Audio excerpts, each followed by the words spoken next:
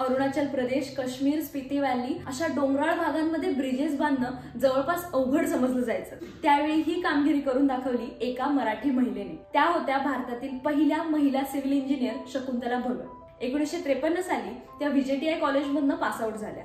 त्यानंतर त्यांनी 1970च्या दरम्यान आपल्या नवऱ्यासोबत क्वाड्रिकॉन नावाची ब्रिज कन्स्ट्रक्शन कंपनी चालू केली। या काळात भारतामध्ये डोंगराळ भागात ब्रिजेस बांधणं अतिशय खर्चिक आणि अवघड समजलं जायचं, पण हेच चॅलेंज त्यांनी घेतलं। ह्या ब्रिजेसचे मोठे मोठे पार्ट्स वाहून नेण्यासाठी त्यांनी अतिशय अफोर्डेबल टेक्नॉलॉजी डेव्हलप केली। त्याचं पेटंट आजही त्यांच्या नावावरती आहे। त्यांनी या डोंगराळ भागातील छोट्या छोट्या गावांना मोठ्या शहरांशी जोडलं। बरं, यातील अनेक ब्रिजेस बांधण्यासाठी त्यांनी सरकारी निधीची वाट न बघता स्वखर्चातून हे ब्रिजेस बांधले। असे भारतात जवळपास 69 तर विदेशात 200 ब्रिज बांधण्याचं श्रेय शकुंतला भगत यांच्या नावावरती आहे की नाही इन्स्पायरिंग? त्यामुळे ही गोष्ट जास्तीत जास्त लोकांसोबत नक्की शेअर करा। बाकी तुम्ही विषय खोला YouTubeवर सबस्क्राईब करा आणि Instagramवर फॉलो करा।